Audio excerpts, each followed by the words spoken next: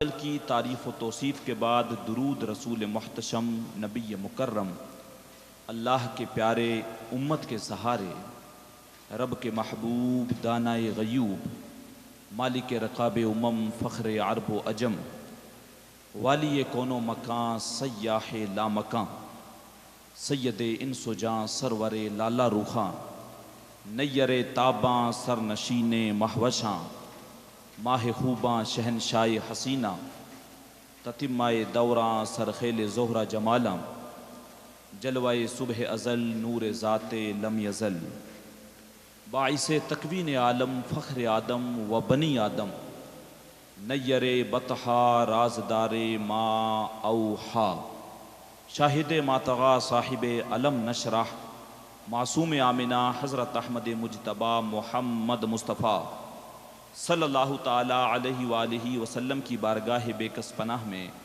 اپنی عقیدتوں محبتوں اور ارادتوں کا خراج پیش کرنے کے بعد عزتوں کی مسندوں پر جلوگر معزز و مکرم سید الشاہ سید رجب شاہ صاحب قبلہ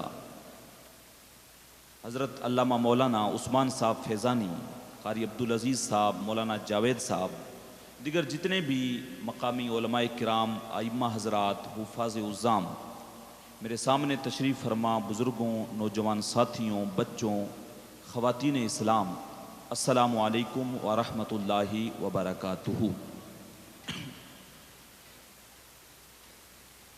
منزل سے آگے بڑھ کر منزل تلاش کر، منزل سے آگے بڑھ کر منزل تلاش کر، مل جائے تجھ کو دریا تو سمندر تلاش کر، مل جائے تجھ کو دریا تو سمندر تلاش کر، اور ہر شیشہ ٹوٹ جاتا ہے پتھر کی چوٹ سے، ہر شیشہ ٹوٹ جاتا ہے پتھر کی چوٹ سے، پتھر ہی ٹوٹ جائے وہ شیشہ تلاش کر، پتھر ہی ٹوٹ جائے وہ شیشہ تلاش کر، اور سجدوں سے تیرے کیا ہوا صدیاں گزر گئی، سجدوں سے تیرے کیا ہوا صدیاں گزر گئی، دنیا تیری بدل دے وہ سجدہ تلاش کر، دنیا تیری بدل دے وہ سجدہ تلاش کر، اور ہر انسان جل رہا ہے عداوت کی آگ میں، حسد کی آگ میں،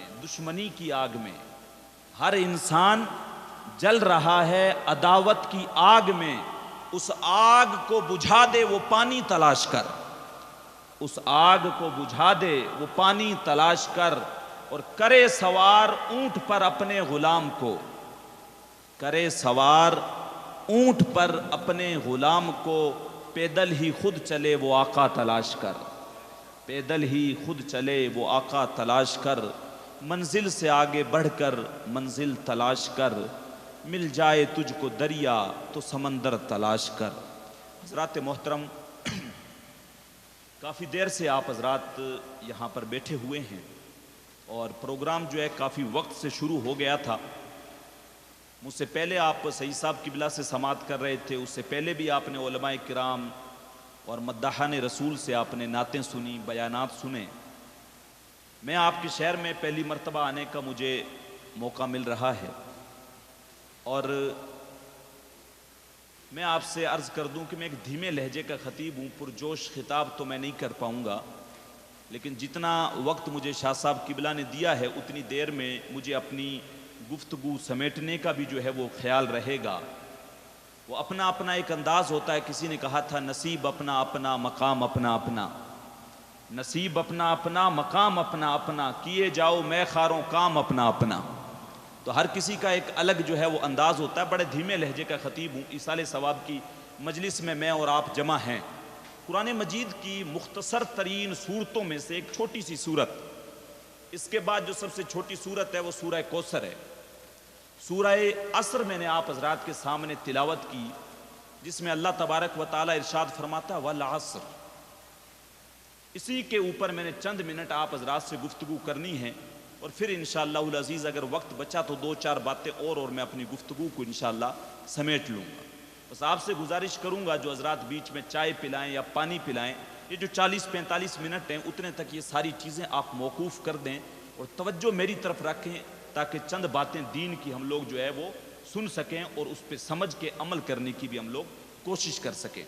امام راضی بہت بڑے مفسر گزرے ہیں، وہ جب یہ عصر کا لفظ قرآن مجید کے اندر آیا تو اس کی تفسیر بیان کرتے ہوئے 4 معنی بیان کرتے ہیں۔ وہ کہتے ہیں کہ عصر کے معنی جو ہیں وہ 4 ہیں۔ پہلا، عصر سے مراد ہے یہاں پر مطلق زمانہ، کہ رب نے یہاں پر مطلق زمانے کی قسم ارشاد فرمائی، والعصر، قسم ہے مجھے زمانے کی۔ زمانے کی قسم رب نے کیوں ارشاد فرمائی؟ اس لیے کہ یہ زمانہ خود بہت بڑا جو ہے وہ گواہ ہے، اس نے کئی ایک بادشاہوں کے تخت و تاراج بکھرتے ہوئے دیکھے ہیں، اس نے ان بڑے بڑے لوگوں کو بھی جو ہے قبروں میں جاتے ہوئے دیکھا ہے جن کی زمانے کے اندر توتی بولا کرتی تھی، اس نے زمانے نے وہ فرعون بھی دیکھا ہے جس نے خدائی کا دعویٰ کیا تھا، اور اس نمرود کو بھی دیکھا ہے جس کا لشکر کے ساتھ 70 اونٹ اس کے خزانے سے بھر کے چلا کرتے تھے، اور ایک لنگڑے مچھر سے اس کو جو ہے وہ مروا دیا گیا۔ تو زمانہ جو ہے وہ خود جو ہے انسان کی بربادی کے اوپر بہت بڑا گواہ ہے۔ تو ارشاد فرمایا والعصر، قسم ہے مجھے زمانے کی۔ یہ ایران اپنا پڑوسی ملک ہے، اس کے اوپر ایک قبیلہ گزرا ہے جس کو آل ساسان کہتے ہیں۔ روایتوں میں آتا ہے اس آل ساسان نے ایران کے اوپر 3150 سال تک حکومت کی۔ 150 بادشاہ اس کے یکے بعد دیگرے، ایک کے بعد ایک، ایک کے بعد ایک ایران کے اوپر جو ہے وہ قابض ہوئے اور وہاں پہ جو ہے وہ حاکم بنے۔ لیکن آج آپ دیکھیں گے تو آل ساسان کا نام بھی باقی نہیں ہے۔ وہ مشتاق یوسفی نے کہا تھا، مٹ گیا مشتاق دل سے رنگ یاد رفتگاں، مٹ گیا مشتاق دل سے رنگ یاد رفتگاں، پھول مہنگے ہو گئے قبریں پرانی ہو گئی۔ کس کے پاس وقت پڑا ہے، کون کس کو یاد رکھے؟ ہم اپنے سکے عزیزوں کو بھول جاتے ہیں، ہم مٹی دے کے جب واپس آتے ہیں 10 دن نہیں گزرتے ہم اپنے کام میں مشغول ہو جاتے ہیں۔ وہ میاں محمد بخش صاحب ایک پنجابی کے شاعر ہیں، اگر آپ کو پنجابی سمجھ میں آتی ہے تو انہوں نے کہا تھا، جنہ باجوں اساں پل نہیں ساں جیندے، جنہ باجوں اساں پل نہیں ساں جیندے، وہ شکلاں یاد نہ رہیاں۔ کہتے ہیں جن کے لیے ہم 2 منٹ جی نہیں سکتے تھے وہ آج شکلیں بھی ہمیں یاد نہیں رہی، ان شکلوں کو بھی ہم لوگ بھول گئے۔ تو یہ زمانہ انسان کی بربادی پہ خود بہت بڑا جو ہے گواہ ہے۔ تو کہا امام راضی نے کہ ایک معنی تو یہاں پہ مطلق زمانہ ہے، کہ رب نے جو ہے زمانے کی قسم ارشاد فرمائی، والعصر، قسم ہے مجھے زمانے کی، مطلق زمانے کی۔ دوسرا معنی امام راضی جو ہے وہ بیان فرماتے یہاں پر عصر سے مراد وقت عصر ہے، جو عصر کی نماز کا وقت ہوتا ہے وہ مراد ہے۔ کہا یہ بتایا گیا کہ لوگوں جس طریقے سے سورج غروب ہونے سے پہلے جو عصر کا وقت ہوتا ہے، جب سورج جو ہے عصر کے وقت پہ آتا ہے تو بہت جلدی ڈوب جاتا ہے۔ تمہاری زندگی بھی اتنی ہے، تمہاری زندگی جو ہے وہ عصر تک آ چکی ہے، اب بس اس نے غروب ہو جانا ہے۔ یہ نہیں ہے تمہاری زندگی کے دن زیادہ نہیں ہے، عصر پہ تمہاری وقت آ چکا ہے، اب مغرب کے ٹائم جس وقت سورج غروب ہوتا ہے تمہاری زندگی اتنی ہے۔ والعصر ان الانسان لفی خسر، کہا قسم ہے مجھے، پہلے کہا قسم ہے مجھے زمانے کی، انسان خسارے میں ہے۔ اور امام راضی کہتے ہیں دوسرا معنی یہ ہے کہ یہاں پہ وقت عصر کی قسم ارشاد فرمائی اور فرمایا کہ قسم ہے مجھے وقت عصر کی، انسان خسارے میں ہے۔ انسان کو رب یہ سمجھا رہا ہے تیری زندگی جو عصر اور مغرب کے درمیان وقت ہے اتنا ہی وقت ہے تیرے پاس، زیادہ وقت نہیں ہے، عصر کا وقت آ چکا ہے، اب تیری زندگی کا سورج غروب ہونے والا ہے۔ وہ میاں محمد بخش صاحب پھر مجھے یاد آئے، انہوں نے کہا دیگر تے دن گیا محمد اوڑک نو ڈوب جانا، کہا دن جو ہے وہ عصر کے وقت پہ آ گیا، اب جلدی اس نے واپس ڈوب جانا ہے۔ تو امام راضی کہتے ہیں ایک معنی تو اس کا دوسرا یہ ہوا کہ یہاں پہ عصر سے مراد وقت عصر ہے، اور تیسرا معنی امام راضی بیان فرماتے ہیں کہ یہاں پہ عصر سے مراد نماز عصر ہے۔ لوگوں کو جو ہے عصر کی نماز کی طرف توجہ دلائی جا رہی ہے۔ کہا عصر کی نماز کیونکہ اس وقت دکان سمیٹنے کا بھی وقت ہوتا ہے، آفس سے چھٹی کا بھی وقت ہوتا ہے، گھر کو بھی لوٹنا ہے، دکان کے اوپر گراہک بھی آ کے کھڑا ہو گیا ہے۔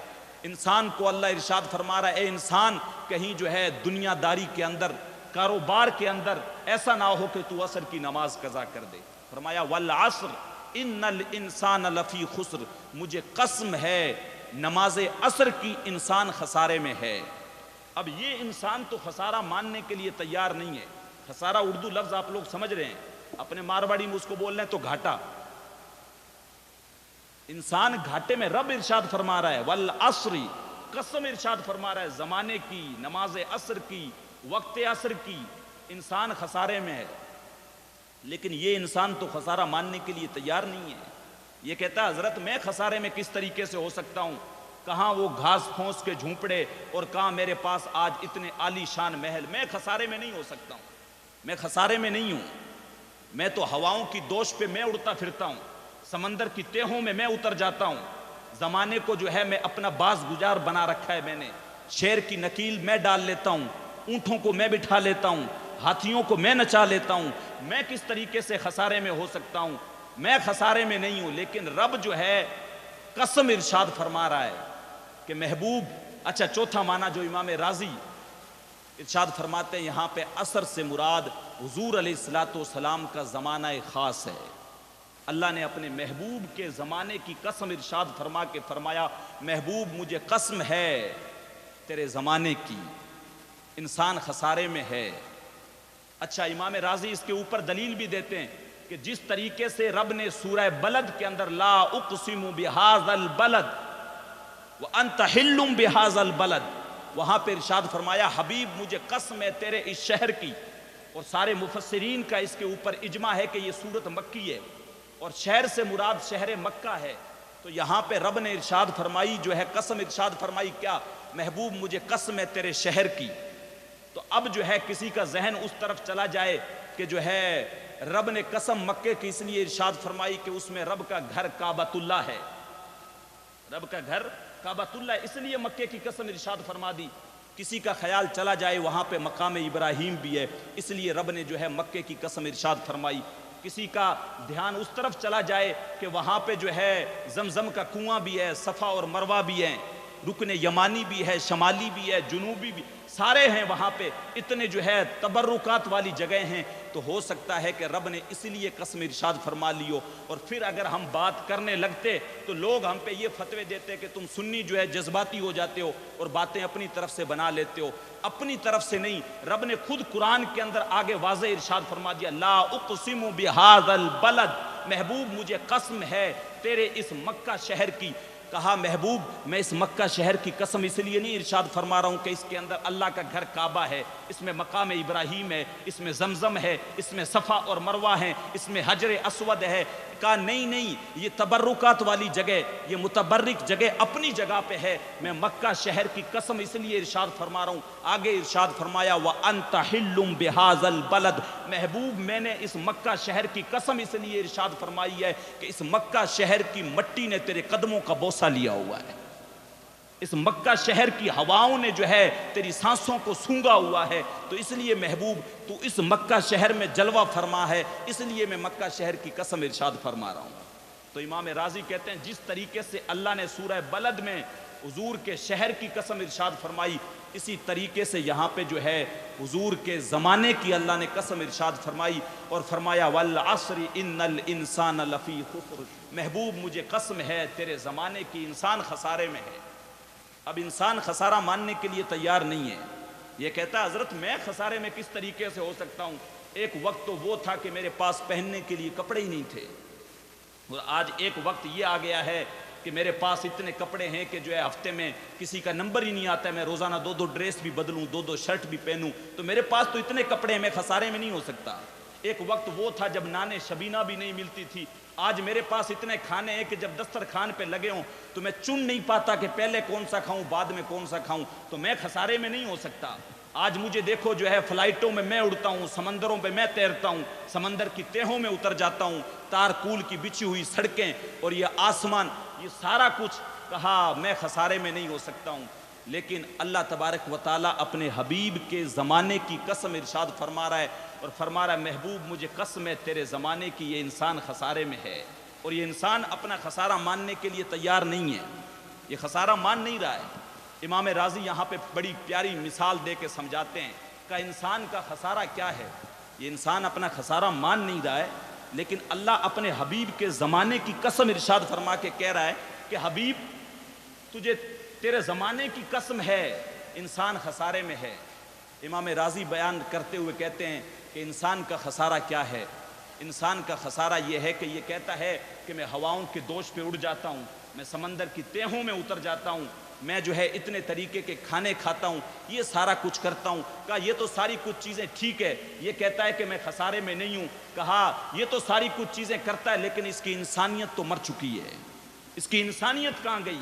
اس کا خون سفید ہو چکا ہے، یہ بھائی ہو کہ بھائی کا گلا نہیں کاٹ رہا ہے، اس کا خون سفید ہو چکا ہے۔ ایک وقت وہ ہوتا تھا جب گاؤں میں کسی کی بچی کی شادی ہوتی تھی تو سارے گاؤں کے لوگ جو ہے اپنی بیٹی سمجھ کے اس کی شادی میں شریک ہوتے تھے۔ آج جس کی بیٹی کی شادی ہے اسی کی بیٹی کی شادی ہے، کسی کو کوئی جو ہے وہ مطلب نہیں ہے۔ کہا یہ خسارہ ماننے کے لیے تیار نہیں ہے، یہ کہتا ہے میں سمندر کی تہوں میں اتر جاتا ہوں، اس کی انسانیت تو لٹ گئی ہے۔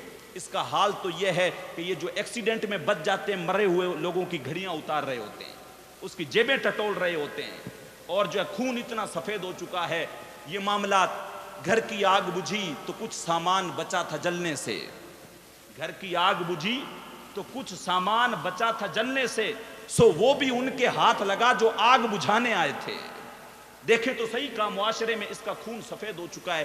یہ کہتا ہے کہ میں خسارے میں نہیں ہوں، اس کی وہ انسانیت کہاں گئی؟ اس کا وہ بھائی چارہ کہاں گیا؟ اس کا وہ آپسی محبت کہاں گئی؟ وہ تو سارا کچھ دم توڑ چکی ہے۔ یہ تو کہتا ہے کہ میں جو ہے خسارے میں نہیں ہوں، اور محبوب کے زمانے کی رب قسم ارشاد فرما رہا ہے۔ کہا یہ کہتے ہیں نا کہ اگر جو ہے ہم خسارے میں نہیں ہیں اور ہم تو بڑے کامیاب انسان ہیں، تو کہا اگر کامیابی دیکھنی ہو تو ان کو کہیں آئے میرے محبوب کے زمانے میں، کسی جگہ پہ جنگ ہو رہی ہے اور ایک بندہ جو ہے زخمی حالت میں آواز لگاتا ہے العطش العطش، مجھے بڑی پیاس لگی ہے، کوئی مجھے پانی دے دو۔ ایک شخص کٹورا بھرتا ہے پانی کا، اور کٹورا بھرنے کے بعد بھاگتے ہوئے آتا ہے، لا کے جب اس کے ہونٹوں کے قریب کرتا ہے اور وہ پانی پینے لگتا ہے تو قریب سے ایک دوسرے زخمی کے کراہنے کی آواز بڑھ جاتی ہے، ہائے مجھے پانی دے دو، میری جان نکل رہی ہے۔ یہ شخص فوراً اپنے منہ سے پانی کے پیالے کو دور کر دیتا ہے اور کہتا ہے کہ جا میرے بھائی کو زیادہ پیاس لگی ہے، اس کے پاس لے جا۔ وہ دوڑتا ہوا جب اس کے پاس جاتا ہے تو تیسری جگہ سے جو ہے ایک آواز آتی ہے، جب یہ دوسرے والا پینے لگتا ہے، ہائے مجھے کوئی پانی پلا دو، مجھے بڑی پیاس لگی ہے۔ یہ دوسرے والا بھی پیالے کو ہٹا دیتا ہے، کہا وہ میرے والا بھائی ہے، اس کو شاید زیادہ پیاس لگی ہے، تو اس کی طرف لے کے جا۔ تیسرے کے پاس پہنچتا ہے، چوتھی جگہ سے آواز آتی ہے، وہ چوتھے کے پاس بھیج دیتا ہے، چوتھا پانچویں کے پاس بھیجتا ہے، پانچواں چھٹے کے پاس بھیجتا ہے، چھٹا ساتویں کے پاس بھیجتا ہے۔ جب ساتویں شخص کے پاس وہ کٹورا پانی کا لے کے جاتا ہے، وہ منہ کے قریب کرتا ہے تو معاملہ یہ ہوتا ہے کہ جیسے ہی وہ پینے لگتا ہے پہلے والے کے کراہنے کی آواز بڑھ جاتی ہے، اس کے درد کی وجہ سے آواز بڑھ جاتی ہے، تو یہ ساتواں شخص جو ہے پیالہ دور کر دیتا ہے، کہتا جا اس کے پاس بھاگ کے جا، اس کو پانی پلا، ہو سکتا ہے مجھ سے زیادہ اس کو پیاس لگی ہو۔ جب یہ شخص بھاگ کے پہلے والے کے پاس آتا ہے، اس کی روح کف سے انصری سے پرواز کر چکی ہوتی ہے۔ پھر دوسرے کے پاس جاتا ہے، اس کی روح بھی کف سے انصری سے پرواز کر چکی ہوتی ہے۔ تیسرے، چوتھے، پانچویں، چھٹے، ساتویں، حتیٰ کہ ایک ایک کے پاس جاتا ہے، ساتوں لوگوں کی روح کف سے انصری سے پرواز کر چکی ہوتی ہے۔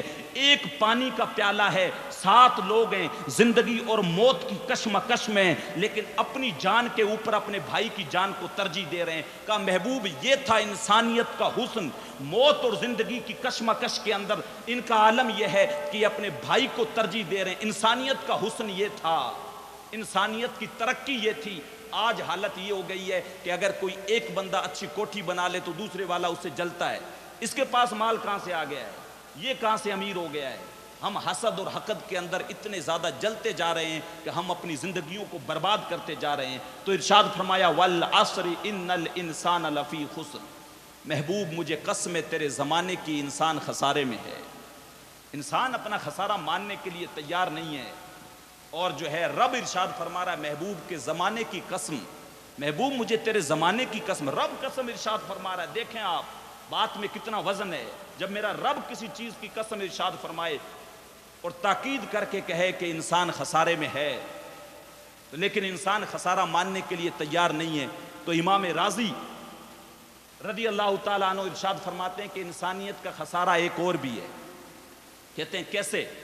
تو انہوں نے کہا انسانیت کا خسارہ یہ ہے کہ اللہ نے کسی چیز کو اگر ایک حسن دیا ہے تو دوسرے سے اسے محروم رکھا ہے۔ میری بات بڑی توجہ سے سنیے گا، ایک کسی چیز کو ایک حسن دیا ہے تو اس کو دوسرے سے محروم رکھا ہے. مثال کے طور پہ آپ پھول لے لیں تو اس سے آپ محفل کے اندر خوشبو تو کر سکتے ہیں لیکن روشنی نہیں کر سکتے. تو پھول کہیں گے کہ جو ہے میرے اندر خوشبو تو ہے لیکن میرے اندر روشنی نہیں ہے، لہٰذا میں خسارے میں ہوں، میں گھاٹے میں ہوں. آپ جو ہے روشنی کو لے لیں تو بلب کہے گا کہ میرے اندر روشنی تو ہے لیکن میرے اندر خوشبو نہیں ہے، لہٰذا میں خسارے میں ہوں. اسی طریقے سے آپ بڑھتے جائیں، چاند کو دیکھیں گے، چاند کہے گا میرے اندر جو ہے اجالا تو ہے کہ میرے دم قدم سے رات کے اندر اجالا ہو جاتا ہے، میرے اندر اجالا تو ہے لیکن میرے اندر خوشبو نہیں ہے، میں خوشبو نہیں بکھیر سکتا، لہٰذا میں خسارے میں ہوں. آگے بڑھتے چلے جائیں. ایک شیر ہے، شیر کہتا ہے کہ میرے بازوؤں میں تو بڑی طاقت ہے، میں جب چاہوں کسی کو پکڑ کے جو ہے اپنے پنجوں کے اندر چیر پھاڑ سکتا ہوں، لیکن میرے پاس جو ہے پنکھ نہیں ہے کہ میں اڑ سکوں، تو لہٰذا میں خسارے میں ہوں. ایک جو ہے پکشی سے اگر آپ پوچھیں گے تو وہ کہے گا میرے پاس پر تو ہیں، میں آسمان کی سیر کراتا ہوں لیکن میرے پنجے اتنے مضبوط نہیں ہیں کہ میں کسی کو چیر پھاڑ سکوں، لہٰذا میں خسارے میں ہوں. آپ مور کو دیکھیں گے، مور کہے گا میرے پاس حسن تو ہے، خوبصورتی تو ہے لیکن پاؤں میرے گندے ہیں، لہٰذا میں خسارے میں ہوں. اب آ جائیں بچے کی طرف. ایک بچہ ہے، وہ بچہ کہے گا میرے پاس بچپن کی معصومیت تو ہے لیکن میرے پاس جوانی کی طاقت نہیں ہے، لہٰذا میں خسارے میں ہوں. ایک جوان کے پاس جائیں گے تو جوان کہے گا میرے پاس جوانی کی طاقت تو ہے لیکن میرے پاس بڑھاپے کے تجربے نہیں ہیں، لہٰذا میں خسارے میں ہوں. اچھا پھر آپ ایک عالم کے پاس چلے جائیں، عالم کہے گا کہ میرے پاس علم کی رانائی تو ہے لیکن میرے پاس تہجد کے سجدے نہیں ہیں، لہٰذا میں خسارے میں ہوں. ایک عابد کے پاس چلے جائیں، عابد کہے گا میرے پاس عبادت کے سجدے تو ہیں لیکن میری حالت یہ ہے کہ میرے پاس علم نہیں ہے. معصوم بچے نے کیا کہا؟ معصوم بچے نے یہ کہا کہ میرے پاس معصومیت تو ہے لیکن میرے پاس جو ہے وہ جوانی کے جو ہے طاقت نہیں ہے، وہ شباب نہیں ہے، وہ جوانی نہیں ہے کہ شیروں کو نچا لوں، لہٰذا میں خسارے میں ہوں. معصومیت بھی ایک اپنی چیز ہوتی ہے، وہ اپنی مرضی سے آنا، وہ اپنی مرضی سے جانا. وہ راستے کے اندر آج تو جو ہے بڑی بڑی چیزیں بھی، علامہ ڈاکٹر اقبال نے کہا تھا وہ بچپن بھی کیا عجیب چیز تھی کہ دروازے کی کوئی کنڈی ہلا کے چلا جاتا تھا تو بچہ جو ہے وہ رونا بھول جاتا تھا، اسی کے اندر جو ہے وہ مصروف ہو جاتا تھا. تو بچہ کہتا ہے کیا وہ جوان کہتا ہے کہ وہ معصومیت اب میرے اندر نہیں ہے، لہٰذا میں خسارے میں ہوں. وہ آج ہم اتنی بڑی بڑی محل بنا لیں لیکن پھر بھی ہمیں وہ خوشی نصیب نہیں ہوتی جب کوئی ریت ہوتی ہے وہ گلی کے اندر ڈال جاتا، اس کے نیچے پاؤں ڈال کے اوپر سے تھپک لیتے اور ہولے سے اس پاؤں کو نکال لیتے. جو گھر بچ جاتا تھا آج بڑا محل بنانے میں بھی وہ خوشی نہیں ہوتی جتنی اس میں خوشی ہوا کرتی تھی. تو بچہ کہتا ہے کہ جو ہے میں آج جوان تو ہو گیا ہوں لیکن وہ بچپن والی معصومیت نہیں رہی، وہ اپنی مرضی سے آنا، وہ اپنی مرضی سے جانا، وہ بارش کا پانی، وہ کاغذ کی کشتی، وہ بارش کا پانی. وہ کیا کسی نے کہا تھا کہ یہ دولت بھی لے لو، یہ شہرت بھی لے لو، بھلے چھین لو مجھ سے میری جوانی، مجھے تم لوٹا دو وہ بچپن کا ساون، وہ کاغذ کی کشتی، وہ بارش کا پانی. کہا وہ بچپن کی معصومیت نہیں ہے کہ جب جو ہے انگارے کو بھی جو ہے بچہ ہاتھ لگا لیتا ہے اس کو خوف نہیں رہتا. اپنے جل جانے کا بھی احساس نہیں تھا، جلتے ہوئے شعلوں کو چھیڑا کرتے تھے. اپنے جل جانے کا بھی احساس نہیں تھا، جلتے ہوئے شعلوں کو چھیڑا کرتے تھے. آج تو ایک آنسو بھی رسوا کر جاتا ہے، بچپن میں جی بھر کے رویا کرتے تھے، جتنا بھی رو لیتے تھے کچھ نہیں ہوتا تھا، اور آج تھوڑا سا کوئی حادثہ ہو جائے تو کھل کے رو بھی نہیں سکتے. تو کہا وہ کیا بچپن کی معصومیت تھی. وہ علامہ ڈاکٹر اقبال کہتے ہیں نا زنبش زنجیر در سے لطف آتا تھا مجھے، کوئی کنڈی بھی ہلا کے چلا جاتا تھا تو لطف آتا تھا. اچھا امام راضی جو ہے اللہ نے اس طریقے سے ایک چیز کو کسی بھی شخص کو ایک چیز دی ہے تو دوسرے سے اسے محروم رکھا ہے. کوئی بھی شے ہے، ایک حسن دیا ہے تو وہ کہتی ہے یہ والی چیز میرے اندر نہیں ہے لہٰذا میں خسارے میں ہوں. آگے بڑھتے چلے جاتے ہیں لیکن اخیر میں علامہ راضی جو ہے بات کہتے ہیں، کہا انسان جس کے بھی پاس چلے جاؤ اس کے اندر تمہیں کوئی نہ کوئی خسارہ نظر آئے گا. عابد بھی شکایتیں کرے گا، عالم بھی شکایتیں کرے گا، بزنس مین بھی شکایتیں کرے گا، لیکن اگر کبھی تمہیں شوق آ جائے اور تمہارا دل کرنے لگ جائے کہ دنیا کے اندر کوئی ایسی شخصیت بھی دیکھیں جس کے اندر کوئی خسارہ نہ ہو، کوئی کمی نہ ہو، کوئی چیز کی جو ہے وہ کمی نہ رہ گئی ہو، تو کافر آ جاؤ مدینے کی چوکھٹ میں محمد الرسول اللہ کی گلی میں آ جاؤ. سبحان اللہ. خدا نے اپنے محبوب کو ایسا بنایا ہے کہ ان کے اندر کوئی کمی رکھی نہیں ہے. حسن یوسف دم عیسیٰ ید بیضا داری، آنچے خوبا ہما دارن تو تو تنہا داری، کائنات حسن جب پھیلی تو لا محدود تھی، اور جب سمٹی تو تیرا نام بن کر رہ گئی۔ ارشاد فرمایا، کہا اگر کبھی تمہیں شوق آ جائے، سارے انسانوں میں خسارہ ملے گا تمہیں، لیکن کبھی تمہارا دل کر لے کہ کوئی ایک ایسی شخصیت بھی دیکھیں، کوئی ایک ایسی شخصیت بھی دیکھیں جس میں خسارہ نہ ہو، تو کہا پھر میرے محبوب کی چوکھٹ پہ مدینے میں آ جانا، تمہیں وہاں کوئی خسارہ نظر نہیں آئے گا، جس بھی اعتبار سے دیکھو گے تمہیں کوئی کمی نظر نہیں آئے گی۔ ایسا کمال بنایا ہے، ایسا کمال بنایا ہے۔ سیدنا ابو ہریرہ، سیدنا جو ہے حسان ابن ثابت کہتے ہیں، سیدنا ابو ہریرہ کہتے ہیں، کل قمری لیلۃ البدری لم ارا قبلہ ولا بعدہ مثلہ، کہتے ہیں میرے حبیب کے تعلق سے پوچھتے ہو، خدا کی قسم ان کا چہرہ 14ویں رات کے چاند کی طرح چمکتا ہوا خوبصورت چہرہ تھا۔ پھر کہتے ہیں نہیں نہ میں نے ایسا پہلے کبھی دیکھا نہ کوئی بعد میں دیکھا۔ حضرت حسان ابن ثابت پاس میں کھڑے ہوتے ہیں، کہتے ہیں کسی ماں نے جنم دیا ہوتا تو دیکھتے، خدا نے او پانا ہی بن چھڈیا جندے وچ محمد نو ڈالیا سی۔ پنجابی کے کسی شاعر نے تو حد کر دی، کہتا ہے خدا نے حسینہ جمیلاں دا منہ موڑ دیتا، محمد بنا کے قلم توڑ دیتا۔ اتنا خوبصورت کسی کو نہیں بنایا، اتنا کامل کسی کو نہیں بنایا جتنا اپنے حبیب کو بنایا ہے۔ اسی لیے رب اپنے محبوب کے زمانے کی قسم ارشاد فرما رہا ہے، محبوب مجھے قسم ہے تیرے زمانے کی انسان خسارے میں ہے، لیکن کیا خسارے میں اگر کوئی شخصیت نہیں ہے تو وہ صرف حضور کی ذات ہے، جس بھی اعتبار سے دیکھو گے آپ کو کوئی کمی اس میں نظر نہیں آئے گی، کوئی کمی نظر نہیں آئے گی۔ میں بارہا نوجوان بیٹھے ہوئے ہیں، آپ حضرات بیٹھے ہوئے ہیں، آج دنیاوی معاملات ہیں، ہم لوگ دنیاوی معاملات میں اتنے کھو گئے ہیں کہ ہم اپنی آخرت کو بھول گئے ہیں، ہم لوگ اپنی آخرت کو بھول گئے ہیں، اور ہم لوگ جو ہے دنیاوی عشق میں اتنے ملوث ہو گئے ہیں کہ ہم جو حضور علیہ الصلوۃ والسلام سے سچا عشق کرنا چاہیے تھا اس سے کہیں نہ کہیں ہم لوگ دور ہو گئے ہیں۔ میں تو ہمیشہ سفر میں رہتا ہوں، کبھی روڈوں پہ، کبھی ٹرین میں، کبھی بسوں میں، کہیں ابھی الحمدللہ جو ہے وہ جامع ازہر میں پڑھ رہا ہوں تو 1 سال باقی ہے، تو کبھی فلائٹوں کے سفر، کبھی کوئی سفر، تو جو بندہ جتنے سفر کرتا ہے اس کو تجربے بھی بہت زیادہ ہوتے ہیں۔ تو روڈ سے کئی بار گزر رہے ہوتے ہیں، ایک تحریر آپ نے بھی پڑھی ہوگی، میں نے بھی پڑھی ہے، گاڑیوں کے پیچھے عجیب عجیب سی تحریریں لکھی ہوتی ہیں، کسی کے پیچھے لکھا ہوتا ہے وقت سے پہلے نصیب سے زیادہ کبھی نہیں ملتا، لیکن پھر بھی رات دن دوڑ رہے ہیں، رات دن دوڑ رہے ہیں، نمازیں چھوڑ رہے ہیں، روزے چھوڑ رہے ہیں، زکوٰۃ نہیں دے رہے ہیں، کسی چیز پہ توجہ نہیں کر رہے ہیں، رات دن بھاگے جا رہے ہیں، اور وہ تحریر سب پڑھ رہے ہیں، وقت سے پہلے نصیب سے زیادہ کسی کو نہیں ملتا، جتنا تیز دوڑ رہے ہیں وہ نصیب اتنا تیز آگے دوڑ رہا ہے۔ بہت ساری ایسی تحریریں ہوتی ہیں جس کو آپ پڑھتے ہو تو آپ کو ہنسی آتی ہے، بہت ساری ایسی تحریریں ہوتے ہیں جس کو پڑھتے ہو تو آپ ماتھا پکڑ کے بیٹھ جاتے ہو، کیا لکھا ہے اس نے۔ ایک تحریر آپ نے بھی پڑھی ہوگی، میں نے بھی پڑھی ہے، بہت سارے جو بڑے ٹرک چلتے ہیں ان کے پیچھے لکھا ہوتا صنم بے وفا، آپ نے بھی پڑھا ہوگا۔ اس کا کیا مطلب ہوتا ہے، اس کا کیا ریزن ہے، کیوں لکھوا رکھا ہے اس نے؟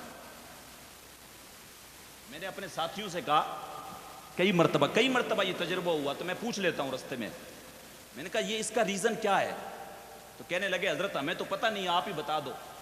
تو میں نے کہا اس کا ریزن یہ ہے کہ اس نے کسی دنیا دار سے محبت کی جی، پھر معاملہ یہ ہوا کہ اس دنیا دار نے اس کو دھوکہ دے دیا، اب وہ اپنی نا امیدیوں کا جنازہ لے کے ٹرک کے پیچھے وہ تحریری احتجاج، جیسے ہم ہوتا نا پلے کارڈ لے کے احتجاج کرتے ہیں، دھرنا کرتے ہیں، ہماری یہ مانگے پوری کرو، اس طریقے سے وہ پروٹیسٹ کر رہا ہے، ایک طریقے سے دھرنا، وہ تحریری احتجاج کر رہا ہے، پیچھے لکھوا لیا صنم بے وفا، اپنی نا امیدیوں کا جنازہ لے کے شہر شہر گھوم رہا ہے، گلی گلی گھوم رہا ہے۔ صاحبوں میں کہا کرتا ہوں تم دنیاوی عشق کے اندر پھنسے، اور ایسے پھنسے کہ اس نے تمہیں کہیں کا نہیں چھوڑا۔ وہ کسی شاعر نے کہا تھا تیری محفل میں آ کے بدنام ہوئے، نگاہ زمانہ میں بے نام ہوئے، اور تو نے وعدہ کیا تھا بچھڑیں گے نام، تیرے ہی ہاتھوں نیلام ہوئے۔ یہاں پہ تشخص مٹ جاتا ہے، انسان ختم ہو جاتا ہے۔ لیلا مجنو کی کہانی آپ دیکھ لیں، اصل نام اس کا قیس تھا لیکن مجنو ہو گیا، اصل نام ہی مٹ گیا اس کا۔ میں کہا کرتا ہوں صاحب تو نے عشق ہی ایسے سے کیا جس نے تیرا ہاتھ چھوڑ دیا، تجھے رسوا کر دیا، تو گلی گلی روتا پھر رہا ہے، کاش تو نے محمد مصطفیٰ سے عشق کیا ہوتا، بے شک، کاش حضور سے سچا عشق کیا ہوتا، یہاں تیرا ہاتھ پکڑتے تو حشر کی بھیڑ میں بھی نہیں چھوڑتے، بے شک، سبحان لیکن اللہ۔ تو نے عشق کیا ہی نہیں، وہ عشق ایسی ذات ہے کہ ان سے اگر کوئی عشق کرے گا تو اس میں بے وفائی نہیں ہے، وہاں پہ وفائی ملنی ہے، وہاں پہ بے وفائی نہیں ہے، وہ عشق کامل ہے، وہ عشق سچا ہے، وہ ایمان کی ضمانت ہے۔ اگر ان سے سچا عشق ہوتا تو تیرا ایمان کامل ہو جاتا، لیکن ہم دنیاوی معاملات میں ایسے پھنسے کہ ہم نے حضور کے دامن کو چھوڑ دیا۔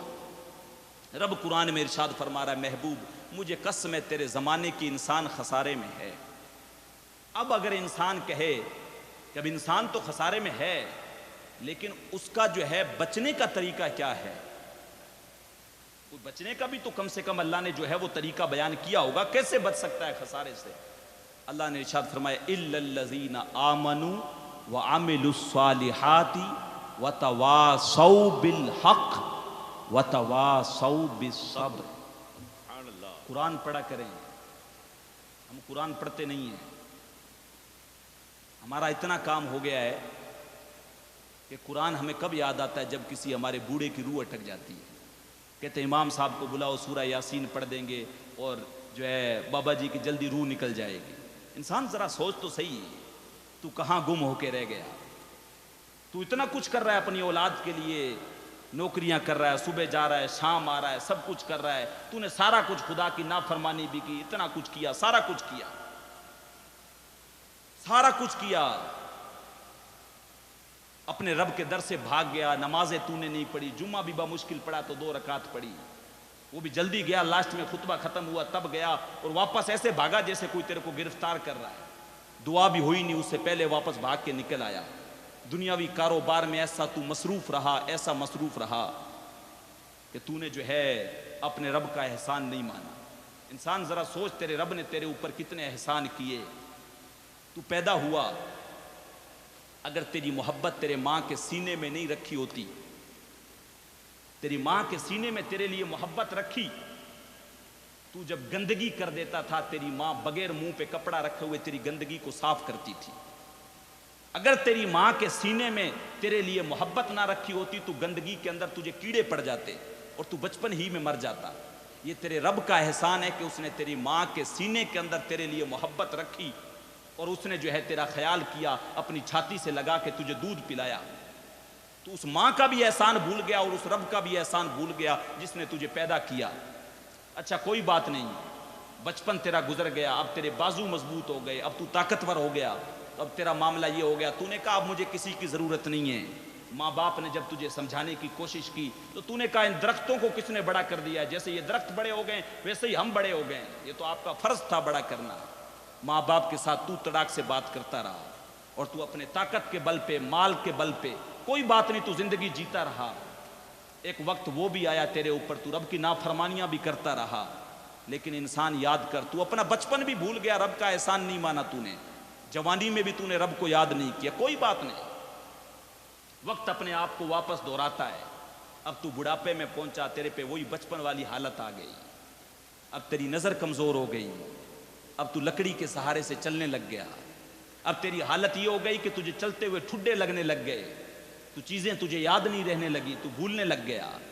اور تیرا معاملہ یہ ہوا کہ جب تو بیمار ہوا تو کچھ دن تو گھر والوں نے خاطرداری کی، پھر جب معاملہ حد سے گزر گیا تو کہا کہ بابا بہت کھانستا ہے، اس کو اٹھا کے باہر برآمدے میں چارپائی اس کی ڈالو، بچے ڈسٹرب ہوتے ہیں۔ اب تیرا معاملہ یہ ہو گیا کہ تو تڑپ رہا ہے، بچوں سے بات کرنا چاہتا ہے، بیٹا آفس سے آتا ہے، نوکری سے آتا ہے، 2 منٹ تیرے پاس کھڑا ہوتا ہے، اپنے بیڈ روم میں چلا جاتا ہے، تو اس سے باتیں کرنے کے لیے ترستا ہے۔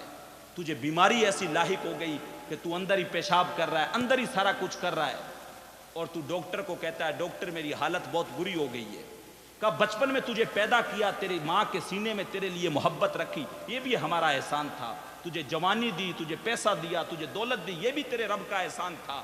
اب تو بڑھاپے میں آ گیا، اب بڑھاپے میں تیری حالت ایسی ہو گئی کہ تو موت مانگ رہا ہے، تیرے گھر والے بھی موت مانگ رہے ہیں، اللہ بابے کو پردہ دے دے، بابے کو اٹھا لے، اب بابے سے ہمیں جو ہے خدمت نہیں کی جاتی، اب یہ تجھ سے پردہ مانگنے لگ گئے، اب یہ تیرے لیے مولویوں سے سورہ یاسین پڑھوانے لگ گئے بیٹھ بیٹھ کے، کہا اب سورہ یاسین پڑھو کہیں بابے کی روح جلدی نکل جائے۔ اور پھر معاملہ یہ ہوا کہ تو نے ڈاکٹر کو بلایا، تیری زندگی اجیرن بن گئی، تو اندر ہی پیشاب کر رہا ہے، سب کچھ کر، تجھ سے اٹھا نہیں جا رہا ہے، تیرے گھر والے بھی تجھے منہ نہیں لگا رہے ہیں، تو رب کا در چھوڑ کے بھاگ گیا تھا۔ تجھے رب کی جو ہے مسجد سے آواز آتی تھی حیا علی الصلاح حیا علی الفلاح، آ کامیابی کی طرف، آ نماز کی طرف، اور تو کامیابی جو ہے جا کے ٹھیکے پہ تلاش کی، کبھی تو نے کبھی تاش والے پتوں میں ڈھونڈی، کبھی چائے والے پھٹے پہ تلاش کی، کبھی دوستوں کے ساتھ جو ہے مستیاں کرتے ہوئے تو نے کامیابی تلاش کی، لیکن رب کا در چھوڑ کے تو بھاگ گیا۔ کوئی بات نہیں، تو نے ڈاکٹر کو بلایا، کہا ڈاکٹر مجھے زہر کا ٹیکہ لگا دے، اب میں جینا نہیں چاہتا، میری زندگی تماشا بن گئی ہے۔ کہا اگر تجھے ڈاکٹر زہر کا ٹیکہ لگائے، اور رب ارشاد فرما اگر ہم تجھے موت نہ دیں تو کیا کر سکتا ہے؟ ڈاکٹر تجھے زہر کا ٹیکہ لگائے اور رب تجھے موت نہ دے تو کیا کر سکتا ہے؟ انسان تیرے رب نے تجھے زندگی دی، یہ بھی تیرے رب کا احسان، اب تجھے اگر موت دے رہا ہے تو یہ بھی تیرا رب کا احسان ہے۔ بے شک، لیکن تو نے تو اس کا در چھوڑ کے بھاگ گیا۔ اچھا پھر کوئی بات نہیں، تو رب کی نافرمانیاں کرتا رہا، سارا کچھ کرتا رہا، پھر معاملہ یہ ہو گیا جب تیری موت ہوئی، اب تیرے گھر والے جو ہیں تجھ سے ڈر کھانے لگ گئے ہیں، اب تیرے قریب نہیں آ رہے ہیں، اب تجھے غسل بھی نہیں دے رہے ہیں، ان کو ڈر لگنے لگ گیا ہے۔ آج تک تیری دولت سے پیار تھا، سب کچھ تھا، تو نے سارا کچھ ان کے لیے کیا، اب جب تو گزر گیا، جب چار پائی پہ پڑا ہے، غسل دینے کی باری ہے تو کہتے ہیں مسجد سے امام صاحب کو بلا لو، بابا کو غسل دے دیں گے۔ تو نہیں دے سکتا، تیرا باپ ہے تو خود غسل دے۔ نہ حضرت ہمیں ڈر لگ رہا ہے۔ اب تو اس وقت باپ تھا لیکن جیسے گزر گیا اب وہ میت ہو گیا۔ انسان ذرا سوچ، یہ تو اتنے ڈرنے لگ گئے ہیں کہ تیرے کپڑے بھی کینچی سے پھاڑ کے اتارتے ہیں۔ میاں محمد بخش صاحب کہتے ہیں جاندی واری ڈرونا بنیو تے ہاتھ نہ لاندے ڈر دے، کہ تو جا رہا ہے نا اس وقت تو ڈراونا بن گیا ہے، ان کے لیے بھوت بن گیا ہے، اب یہ ڈرتے ہوئے تیرے کو ہاتھ نہیں لگا رہے ہیں۔ جاندی واری ڈرونا بنیو تے ہاتھ نہ لاندے ڈر دے، جنہ لئی تو پاپ کمائے اج کتھے نہیں تیرے گھر دے، کہ جن کے لیے تو نے پاپ کیا، لوگوں کا خون نچوڑا، لوگوں پہ ظلم کیا، رب کی نافرمانیاں کی، سارا کچھ کیا، مال جمع کیا، حرام کا ہو حلال کا ہو کبھی نہیں دیکھا، میرے بچے خوش رہے ہیں، میں نے ان کو یہ گاڑی دینی ہے، یہ فون دینا ہے، یہ گھر بنانا، سارا کچھ۔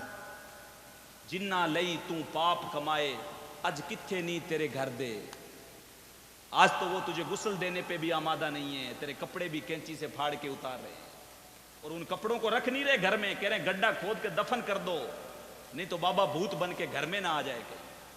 سوچ انسان، یہ میں حقیقت بتا رہا ہوں آپ کو، یہ حقیقت ہے ہمارے معاشرے کی، اور یہ ہم سب کے ساتھ یہی چیزیں ہو رہی ہیں، لیکن پھر بھی آنکھیں موند کے زندگی گزار رہے ہیں ہم لوگ، کوئی آخرت کی فکر نہیں ہے۔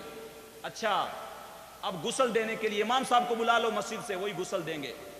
اچھا انسان ذرا سوچ، کہتے ہیں مسجد سے پھٹا بھی مسجد سے لے آؤ، ہمارے گھر پاس پھٹا بھی نہیں، تجھے گھر سے چار پائی بھی نہیں دیتے ہیں، وہ بھی کہتے ہیں مسجد سے لے آؤ، جنازے والی چار پائی پڑھیے لے آؤ، اسی پہ لے جائیں گے۔ اب لے گئے، اب تیرے پیچھے قرآن بھی نہیں پڑھتے، کہتے قرآن کھانے کے لیے مدرسے سے بچے بلا کے لے آؤ، تو کیا کرتے ہیں انہی کو چند روپے دے دیں گے، وہ پاپا کے پیچھے قرآن کھانی کر دیں گے۔ افسوس ہے انسان، تو نہیں پڑھ سکتا باپ کی قبر پہ 40 دن قرآن، تو پڑھنا، حضرت مجھے تو قرآن پڑھنا ہی نہیں آتا۔ انسان افسوس ہے تجھ پہ، تو نے زندگی میں اور سب کچھ تو حاصل کیا، وہ رب کا کلام جس کے تعلق سے آتا ہے حبل ممدود من السماء، قرآن اللہ کی طرف سے لٹکتی ہوئی رسی ہے، بالکل، جس کا ایک سرا بندوں کے ہاتھ میں، دوسرا تمہارے رب کے دست قدرت میں ہے۔ ابھی اگر تمہاری رب کی باتیں سننے کو من چاہے تو قرآن کھول کے بیٹھ جایا کرو، اور کبھی اپنی باتیں اگر تمہیں رب کو سنانے کو دل چاہے تو پھر نماز میں کھڑے ہو جایا کرو۔ عبداللہ تستری نام سے ایک بزرگ ہیں، جنگل کے اندر رہتے ہیں، کچھ لوگ پہنچ گئے، کہ حضرت آپ جنگل میں رہتے ہیں، شہر میں آئے، آپ کے موافق لوگ بھی ملیں گے، اکیلے یہاں پہ کیوں رہتے ہیں؟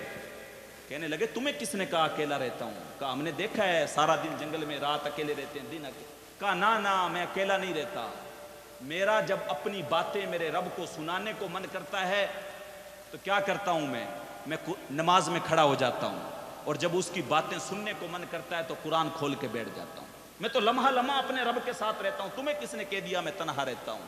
تو یہ اللہ کی کتاب قرآن اتنی عظیم کتاب جس کو ہم نے چھوڑ دیا، ترجمے کے ساتھ تو پڑھنا دور کی بات ہے، ہم نے ویسے ہی نہیں پڑھا، ہم نے کہا امام صاحب کو 40 دن رکھ لیتے ہیں، بچوں کو بلا لیتے ہیں، قرآن خوانی کر لیتے ہیں، ابا کے پیچھے یہی 40 کر دیں گے، چہلم کی فاتحہ، یہی سارا کچھ ہو گیا، اور ہم نے جو کچھ بھی پکانا ہے کھانا پینا پکا کے اب ہم لوگ کر رہے ہیں۔ ان کے لیے جو تیرا کفن بھی میلا نہیں ہونے دیتے، اس سے بانٹ لیتے ہیں، جو پیچھے لڑ رہے ہوتے ہیں، میراث کے لیے ایک دوسرے پہ جو ہے وہ کیس کر رہے ہوتے ہیں، مجھے اتنا حصہ چاہیے، مجھے اتنا چاہیے. ان کے لیے تو اپنی آخرت گندی کر کے چلا گیا. کاش کہ تو نے رب کے نام پہ وہ پیسہ لگایا ہوتا، کاش کہ تو نے بچوں کو دین کی تعلیم دلائی ہوتی، کاش کہ تو نے بچوں کو قرآن پڑھایا ہوتا، کاش کہ تو نے بچوں کو بچیوں کو عالم دین عالمہ دین بنایا ہوتا، تو آج وہ بچیاں تیرے پیچھے جو ہے قرآن پڑھ رہی ہوتی. اگر تیرا بچہ پڑھا ہوتا تو امام صاحب کو جنازہ پڑھانے کی ضرورت نہیں تھی. سب سے پہلا حق تیرے بیٹے کا تھا کہ باپ کا جنازہ وہ خود پڑھائے. لیکن دنیاوی محبت میں، دنیاوی مال و دولت کے لالچ میں ہم لوگ اتنے مصروف ہو گئے، اتنے مشغول ہو گئے کہ ہم اپنی آخرت کو بھول گئے. تو قرآن کو پڑھا کریں. یہ قرآن رب سے راز و نیاز کی باتیں ہیں. بلکہ میرے حضور نے ارشاد فرمایا، کہا قرآن پڑھا کرو، قرآن پڑھتے ہوئے رویا کرو. اگر رونا نہ آئے تو رونے کی شکل ہی بنا لیا کرو. داتا علی حجویری بہت بڑے بزرگ گزرے ہیں. حضور غریب نواز جب ہندوستان تشریف لا رہے تھے، ان کے جو ہے مزار کے اوپر 40 دن تک ٹھہرے تھے. وہ ایک دن کوئی مرید پوچھنے لگا کہ حضرت قرآن پڑھیں، رونے کی کوشش کریں، لیکن پھر بھی رونا نہ آئے تو پھر کیا کریں؟ کہا پھر اپنے مقدر پہ رویا کرو، پھر اپنے مقدر پہ رویا کرو. اتنے سنگ دل ہو چکے ہو، تمہاری آنکھیں آنسوؤں کا خراج پیش نہیں کرتی. ہم لوگ اتنے سنگ دل ہو چکے ہیں، ہمیں کسی چیز سے فرق نہیں پڑتا. تو ارشاد فرمایا وَتَوَاصَوْا بِالْحَقِّ وَتَوَاصَوْا بِالصَّبْرِ. اچھا، اس سے پہلے والی آیت کے اندر جو ارشاد إِلَّا الَّذِينَ آمَنُوا وَعَمِلُوا الصَّالِحَاتِ کا انسان خسارے میں، محبوب تیرے زمانے کی قسم ہے، مگر بچے گا کون؟ إِلَّا الَّذِينَ آمَنُوا، وہ جو ایمان لایا. کیا کیا؟ ایمان لایا. ایمان صرف دیگ کھا لینے کا نام ایمان نہیں ہے. 11ویں شریف کی دیگ پکا لینا، نیاز لگا، یہ ایمان نہیں ہے. ایمان کیا ہے؟ ایمان ہے آمنت باللہ وملائکتہ وکتبہ ورسلہ والیوم الآخر والقدر خیرہ وشرہ من اللہ تعالی والبعث بعد الموت. اللہ پہ ایمان رکھنا، اس کے فرشتوں پہ، اس کے رسولوں پہ، اس کی کتابوں پہ، اچھی بری تقدیر پہ، اور مرنے کے بعد دوبارہ اٹھائے جانے پہ دل سے ایمان رکھنا، اس چیز کا نام ایمان ہے. یہ ایمان ہے. تو ارشاد فرمائے اِلَّا الَّذِينَ آمَنُوا وَعَمِلُوا الصَّالِحَاتِ. خسارے سے بچے گا کون؟ وہ لوگ جو ایمان لائے اور نیک اعمال کیے، وہ خسارے سے بچ جائے گا. اور خسارے سے بچ جائے گا، آگے ارشاد فرمایا صرف اتنا ہی کافی نہیں ہے کہ ایمان لے آئے، کلمہ پڑھ لیا اور نماز پڑھ لی، ہو گیا. نہیں، بلکہ ارشاد فرمایا ہر بندہ اپنی جگہ مبلغ ہے. تو کیا کرے؟ وَتَوَاصَوْا بِالْحَقِّ، ایک دوسرے کو حق کی وصیت کرے. اگر کوئی غلط کر رہا ہے تو اس کو بتائیں یہ غلط ہے، حق اس طریقے سے ہے.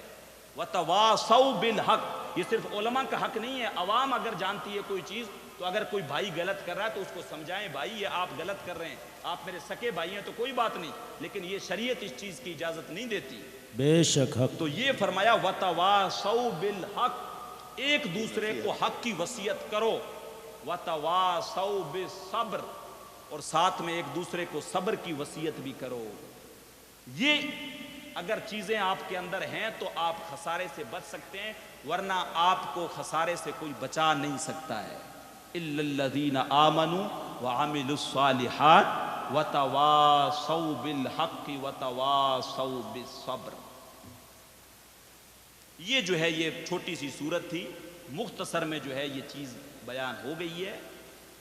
سب سے اہم پیغام اخیر میں یہ دینا چاہوں گا، ہمارا جو وقت تھا وہ پورا ہو چکا ہے. وہ یہ دینا چاہوں گا کہ ہندوستان کے جیسے حالات ہیں یا دنیا بھر میں جیسے مسلمانوں کے حالات ہیں، ہم میں سے کسی سے چھپے ہوئے نہیں ہیں. اور نہ اتنا وقت ہے کہ میں تفصیل سے آپ کو اس کے اوپر جو ہے گفتگو کروں. انشاءاللہ پھر کبھی موقع آیا تو اس موضوع پہ گفتگو کریں گے. لیکن جس طریقے کے حالات ہیں، آج ہمیں ضرورت ہے اتحاد کی، آج ہمیں ضرورت ہے اتفاق کی. بے شک. آج ہمیں ضرورت ہے بچے اور بچیوں کو اچھی تعلیم دلانے کی. آج ہمیں ضرورت ہے جو ہمارے بچے اور بچیاں مرتد ہو رہی ہیں، لا دین ہو رہی ہیں، اس سے بچا کے اچھی تعلیم. گھر کا مکھیا اس کا حق بنتا ہے، بیٹی، بیوی، ماں، بہن، ساروں کو یہ جو ہے اس چیز کا حکم دے اور ان کے اوپر لازم کرے کہ وہ 5 وقتہ نماز پڑھیں. قرآن پڑھی ہوئی تو پڑھیں.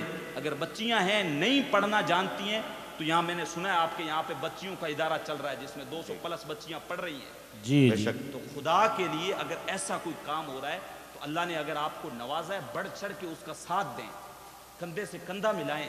اور جو بچیاں نہیں پڑھ رہی ہیں چاہے 2 گھنٹے پڑھائیں, ان کو پڑھائیں, کیونکہ جب ایک بچی پڑھتی ہے تو اس سے 2 سے 3 خاندان جو ہیں وہ سدھرتے ہیں, ماں باپ کا بھی, اور جب آگے سسرال میں جاتی ہے تو وہ بھی, اور اس کی آنے والی نسل بھی. ماں جب نیک ہوگی تب اولاد غوث اعظم پیدا ہوتا ہے. ہاں اگر ماں پھر ڈرامے دیکھنے والی یا پھر جو ہے آج ماڈرن اعتبار سے ہوگی تو پھر اگر ہم توقع کریں کہ ہمارے گھروں میں ولی پیدا نہیں ہو رہے ہیں تو پھر نہیں ہو. جی اگر ماں 5 وقتہ نمازی ہوگی, روزے رکھنے والی ہوگی, قرآن کی تلاوت کرنے والی ہوگی تو پھر آپ دیکھیں گے کہ بچے بھی نیک ہوں گے. کچھ لوگ آتے ہیں حضرت دعا کرو ہمارے بچے نماز نہیں پڑھتے. ہم تو نہیں پڑھتے کوئی بات نہیں, یہ تو پڑھے. میں کہتا ہوں بھائی یہ کیوں پڑھیں جب آپ نہیں پڑھتے؟ جی جی پہلے لازمی ہے کہ آپ پڑھیں, آپ کو دیکھا دیکھی آپ کے بچے بھی پڑھیں گے, کیونکہ ماں باپ کو اولاد بہت زیادہ کاپی کرتی ہے. تو بچپن ہی سے ان کی تربیت کریں.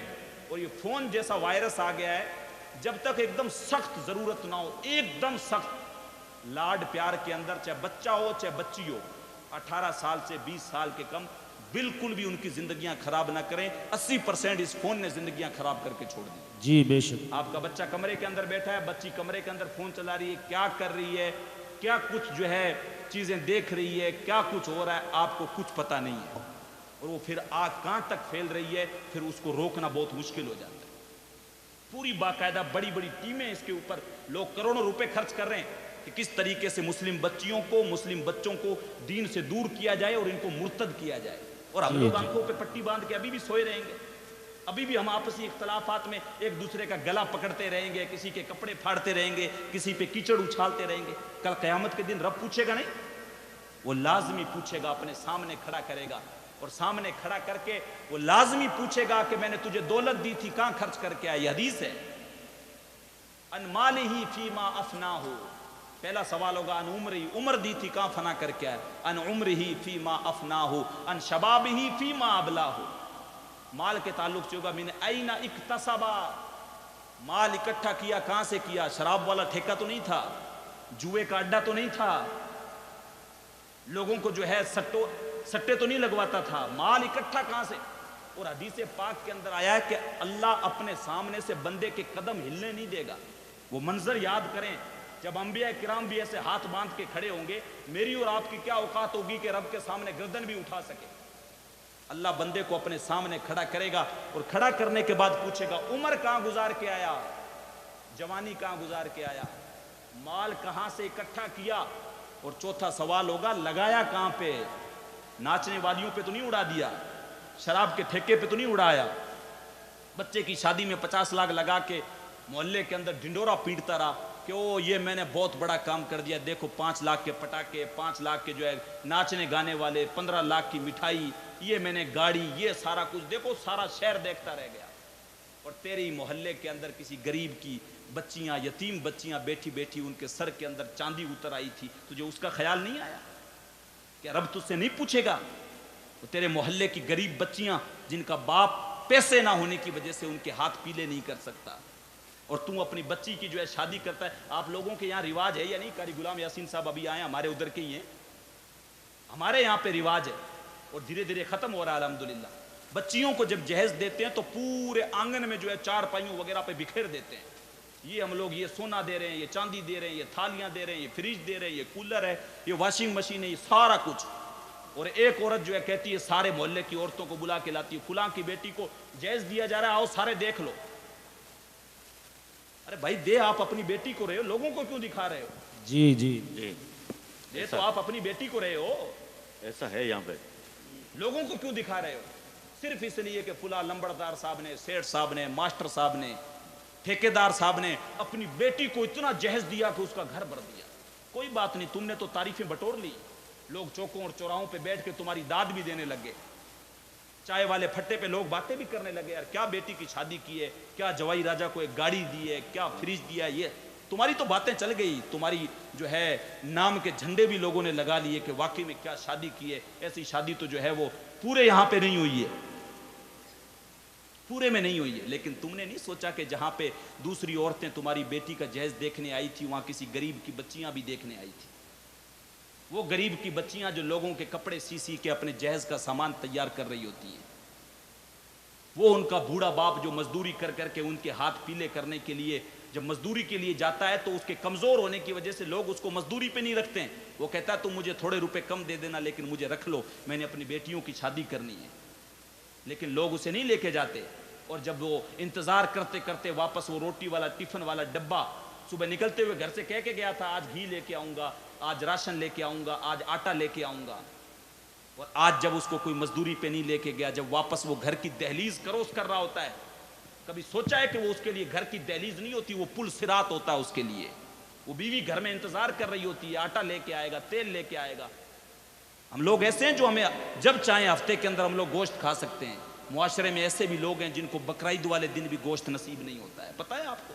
جی جی. اللہ نے ہمیں دولت دے دی تو ہم عیاشی میں اڑا رہے ہیں. ہم لوگ کسی پہ بھی لاکھوں لاکھ پھینک دے رہے ہیں.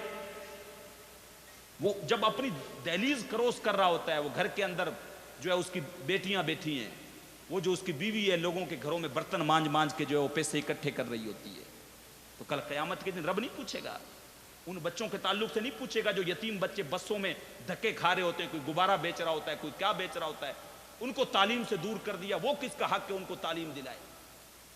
کیا معاشرے کے ان معزز لوگوں کا حق نہیں بنتا کہ ایک فنڈ اکٹھا کیا جائے، وہ بچے جو فیس نہیں بھر سکتے، تعلیم نہیں پڑھ سکتے، ان کے لیے جو ہے انتظام کیا جائے تاکہ کوئی بھی بچہ تعلیم سے محروم نہ رہ سکے. وہ غریب بچیاں جن کے باپ ان کی پیسوں کی وجہ سے شادی نہیں کر سکتے، وہ لمبڑدار، وہ سیٹھ صاحب، وہ سرپنچ صاحب، کیا جہاں پہ 20 لاکھ روپے خرچ کر رہے ہیں 2 لاکھ روپے نکال کے ایک ایسا نہیں کر سکتے انتظام کے سالانہ 20 بچیوں غریب بچیوں کی شادیاں کریں؟ کل قیامت کے دن رب نہیں پوچھے گا، وہ پوچھے گا مال کہاں سے کمایا، لگایا کہاں پہ؟ جوئے میں تو نہیں اڑا کے آ گیا، شراب میں تو نہیں اڑایا، ناچنے والیوں پہ تو نہیں اڑا دیا، لوگوں کے درمیان جو ہے ڈنڈورے تو نہیں پیٹتا رہا اپنی جو ہے واہ واہی کے. رب پوچھے گا، لازمی پوچھے گا، مجھ سے بھی پوچھے گا، آپ سے بھی پوچھے گا. تو مجھے کیا جواب دینا ہے، آپ کو کیا جواب دینا؟ جواب ہم نے خود تیار کر کے لے جانا، وہاں تیار نہیں ہوگا. اج ساوی نے کھلے راوی نے انج ڈونک انوکھے ڈھک دے نہیں، تو روپے میں تا پینڈے مک جاندے، گھر بیٹھے پینڈے مک دے نہیں. اگر ہم چل پڑیں تو سفر کٹ جاتا ہے. گھر بیٹھے بیٹھے کہیں کہ میں پہنچ جاؤں ناگور تو کبھی نہیں پہنچیں گے آپ. تو اگر کچھ کوشش کریں گے تو یقیناً معاشرے میں تبدیلی آئے گی. ہاتھ جوڑ کے گزارش کروں گا آپ جتنے بھی معزز حضرات بیٹھے ہیں، آپ یہ نہ کہیں کہ ایک عالم آپ سے کہہ رہا ہے، یہ دیکھیں حضور کی آل آپ سے گزارش کر رہی ہے. بے یہ شک چیز حق. لیں آپ. یہ ہر جگہ گھوم رہی ہے، درد محسوس ہوتا ہے. معاشرہ جس طریقے سے ہمارا برباد ہو رہا ہے وہ چیزیں محسوس کر رہے ہیں. ہم لوگ فالتو کاموں میں جو ہے 20-20 لاکھ روپے اڑا دیتے ہیں. ادارے کہاں ہیں ہمارے پاس؟ نہ ہمارے پاس انگلش میڈیم اسکول ہے، نہ انٹر کالج ہے ہمارے پاس، نہ ہماری بچیوں کے پڑھنے کے لیے ہمارے پاس کوئی اسپیشل اسکول ہے جس میں وہ حجاب کے ساتھ جا کے پڑھ سکیں. کہاں ہے ہمارا گراف؟ کہاں ہے تعلیم میں؟ نہ دینی تعلیم میں، نہ دنیاوی تعلیم میں. تو ہم لوگ اسی طریقے سے زندگی گزار کے چلے جائیں، 2-2 4-4 منزلہ بلڈنگیں بنا لے رہے ہیں، کھائے پئیں اور چلے جائیں. وما خلقت الجن والانس الا لیعبدون. رب نے انس و جنس کو جو ہے اپنی عبادت کے لیے پیدا کیا، لوگوں کی بھلائی کے لیے پیدا کیا. تو یہ چیزیں ہمیں سوچنے کی ضرورت ہے، ورنہ زندگی کا مقصد وہ نہیں ہے جیسے اکبر الہ آبادی نے کہا تھا کہ کیا بتائیں احباب کیا کار نمایاں کر گئے، کیا بتائیں کیا احباب کار نمایاں کر گئے، بی اے کیا، نوکر ہوئے، پینشن ملی اور مر گئے. یہ زندگی کا مقصد تو نہیں واہ ہے. واہ. زندگی کا مقصد ہے بچیوں کو بہترین تعلیم دلائیں، دینی تعلیم بھی دلائیں، دنیاوی تعلیم بھی دلائیں، اپنے خود کے ادارے کھڑے کریں. اگر کوئی بہتر کام کر رہا اس کا ساتھ دیں، اس کی ٹانگ نہ کھینچیں. علماء کا ساتھ دیں، اچھی ٹیمیں بنائیں. نوجوان اگر نشے میں جو ہے مبتلا ہیں تو ان کو اس سے دور کریں، تعلیم کی طرف لے کے آئیں، اچھی چیزوں کی طرف لے کے آئیں، اپنے معاشرے کا دھیان دیں اور ایک جٹ ہو کے رہیں، اتحاد پیدا کریں. کوئی بھی دینی کام ہو، کسی طریقے کی کوئی اڑچن نہ ہو، کوئی بہتر کام ہو سارے لوگ ساتھ میں آ جائیں. کوئی دینی جلسہ ہو رہا ہو سارے لوگ ساتھ میں آ جائیں. بے شک حق. غریب کی بچیوں کی شادی ہو سارے لوگ ساتھ میں آ جائیں. کسی کی تعلیم کا خرچہ اٹھانا ہو، بچیوں کے لیے اور کوئی ادارہ بنانا ہو، جگہ کم پڑ رہی ہو، سارے لوگ ساتھ میں آ جائیں. اگر ایک ایک بوند ڈالتے ہیں سب لوگ تو گھڑا بھر جاتا ہے، اور ایک ہی بندہ اگر ایک بوند ڈالے تو پھر کچھ بھی نہیں. تو بہت ساری چیزیں ہیں کہنے کے لیے، اگر کہوں تو اور بھی وقت لیا جا سکتا ہے، لیکن جتنی باتیں میں نے کہیں اگر اس پہ ہم لوگ عمل کرنے کی کوشش کریں، اور انشاءاللہ مجھے جو ہے اللہ کی ذات پہ یقین ہے، اور آپ حضرات سے امید ہے کہ آپ جو ہے بیٹھ کے کوئی غور و فکر کریں گے، کوئی ایک ایسی تنظیم بنائیں گے کہ بچیوں کے لیے بھی تعلیمی معاملہ، چاہے دینی تعلیم ہو، دنیاوی تعلیم سے میں منع نہیں کروں گا، بہت ضروری ہے آج کے ٹائم پہ، چاہے بچیاں ہوں چاہے بچے ہوں، ساتھ میں دینی تعلیم اتنی ہو کہ ان کے عقیدے، ان کے ایمان کی حفاظت ہو سکے، قرآن پڑھ سکیں، حضور بے کی شک۔ سیرت جان سکیں، حضور کی محبت سمجھ سکیں۔ یہ ساری چیزیں تھیں جو میں نے کہی آپ سے، اور جتنی بھی چیزیں کہی ہیں، جو بھی لغزشیں ہوئی ہوں، اللہ معاف فرما کر سب سے پہلے مجھے اس پہ عمل کی توفیق نصیب کرے، اس کے بعد آپ سب کو اس پہ عمل کی توفیق نصیب کرے، اور اللہ مرحومہ کے ذریعے جو ہے اس کے ذریعے سے مرحومہ کی بے حساب مغفرت کرے۔ یہ ساری تقریر جو ہوئی ہے تقریباً جو ہے 1 گھنٹے کی ہو گئی ہے، آپ کہیں کہ حضرت یہ ساری تقریر کا نچوڑ نکال کے 2 لفظوں کے اندر اگر آپ ہمیں بتائیں، ایمان کا آپ ہمیں درس دے رہے تھے تو ایمان ہے کیا؟ تو میں علامہ ڈاکٹر اقبال کی روح سے فیض لے کے آپ کو بتاؤں گا۔ انہوں نے بتایا تھا 2 لفظوں کے اندر، سمجھنا ہو کہ ایمان کس کو کہتے ہیں، تو انہوں نے بتایا تھا ایمان اس چیز کا نام ہے جو ادب مصطفیٰ سے شروع ہوتی ہے، محبت مصطفیٰ پہ ختم ہو جاتی ہے، بے شک حق۔ بس۔ اور اپنے شعر کے اندر تو انہوں نے جوس نکال کے رکھ دیا پورا ایمان کا، کہتے ہیں ایمان یہ کی محمد سے وفا تو نے تو ہم تیرے ہیں، کی محمد سے وفا تو نے تو ہم تیرے ہیں، یہ جہاں چیز ہے کیا لوح و قلم تیرے ہیں۔ استغفر اللہ ربی من کل ذنب و اتوب الیہ وما علینا الا البلاغ۔ السلام علیکم ورحمۃ اللہ وبرکاتہ۔